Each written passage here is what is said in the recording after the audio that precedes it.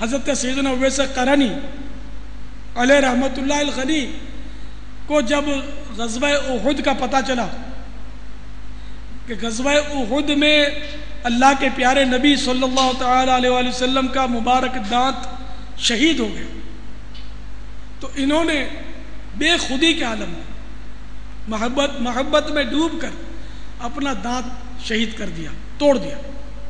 پھر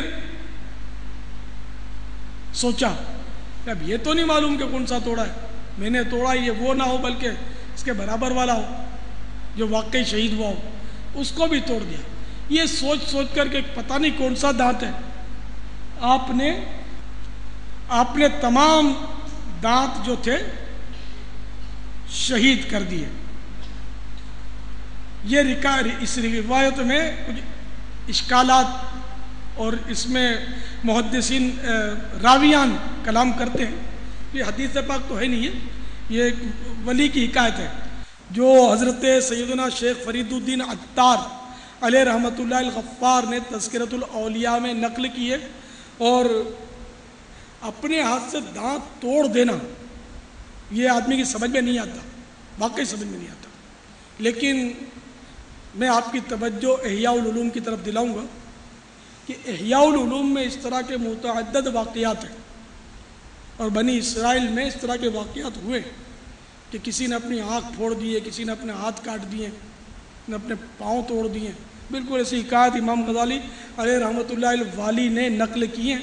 تو یہ باتیں جو ہوتی ہیں نا، یہ بعض صورتوں میں بے خودی میں ہوتی ہیں، جب آدمی کو ہوش نہیں ہوتا، ہوش میں جو نہ ہو وہ کیا نہ کرے۔ دیکھیے آج کل جو آپریشن ہوتے ہیں، تو آپریشن میں عضو کاٹتے ہیں، دل نکال کے رکھ دیتے ہیں، تو اس وقت کیا کرتے ہیں؟ اس سے پہلے بندے کو بے ہوش کر دیتے ہیں، اور بے ہوشی میں پتہ نہیں چلتا کہ جسم کا کوئی عضو کاٹا، ٹانگ کاٹ کے الگ کر دی، کرتے ہیں نا، ہوش حواس میں نہیں ہو سکتا۔ تو ان حضرات پر ایسی بے خودی کا علم ہوا کرتا تھا کہ انہیں اس وقت اپنا ہوش نہیں رہتا تھا، یا ندامت کا بعض صورتوں میں ایسا غلبہ ہوتا تھا کہ جیسے کوئی گناہ ہو گیا تو ندامت کی، تو ندامت کے مارے پھر وہ حضرات ایسا کر گزرتے تھے۔ جیسے کہ حضرت موسیٰ علیہ السلام کا واقعہ کہ سیدنا موسیٰ کلیم اللہ علیہ نبینا علیہ الصلوۃ والسلام کی بارگاہ میں عرض کی گئی، حضور قحط سالی ہے، بارش نہیں ہو رہی، دعا فرما دیجیے۔ تو آپ دعا کے لیے قوم کو لے کر بارش کی دعا مانگنے کے لیے چلے پہاڑ کی طرف، جمع کر کے لوگوں سے فرمایا کہ دیکھو گناہ جو ہوتے ہیں نا وہ دعا میں رکاوٹ ہے، تو آپ میں سے جس نے کبھی گناہ کیا ہو وہ یہاں نہیں ٹھہرے، وہ چلا جائے۔ سارے لوگ چلے گئے، ایک رہ گیا۔ تو حضرت موسیٰ کلیم اللہ علیہ نبینا علیہ الصلوۃ والسلام نے اس سے فرمایا کہ بھائی کیا آپ نے کبھی کوئی گناہ نہیں کیا؟ تو اس نے عرض کی کہ یا سیدی، یا نبی اللہ، یا کلیم اللہ، میں ایک مسئلہ آپ سے پوچھ لیتا ہوں، اگر میں نے جو کیا وہ گناہ ہے تو میں بھی چلا جاتا ہوں۔ ہوا یوں کہ ایک بار کسی کے گھر کا دروازہ کھلا تھا،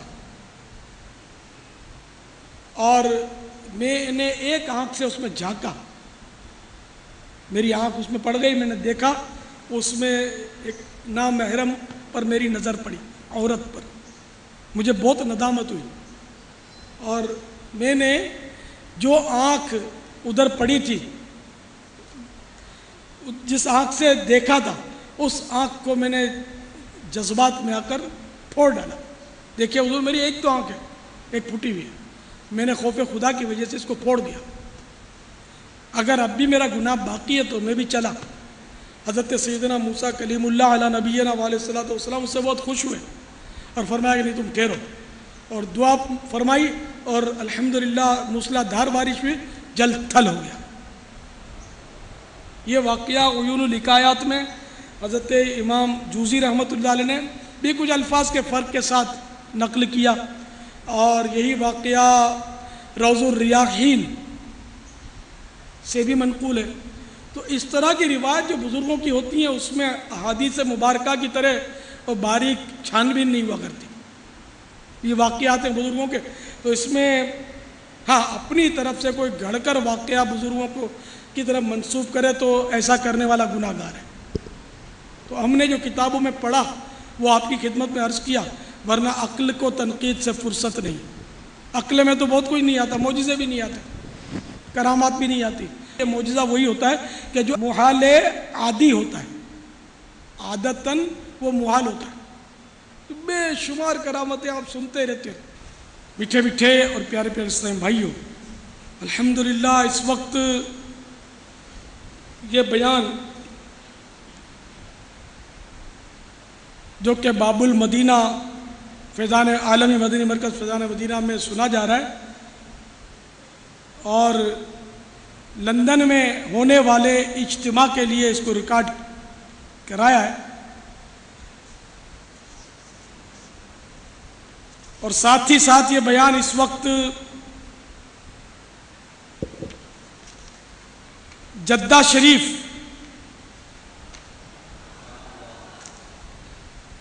ہند کے مختلف شہر، Bangladesh, Qatar, South Korea, South Africa, Kenya, Mombasa Malaysia, Netherland, UK کے 3 مقامات، USA 2 مقامات پر، کینیڈا، مالدیپ، فرانس، اسپین اور موریشس میں بھی سنا جا رہا ہے۔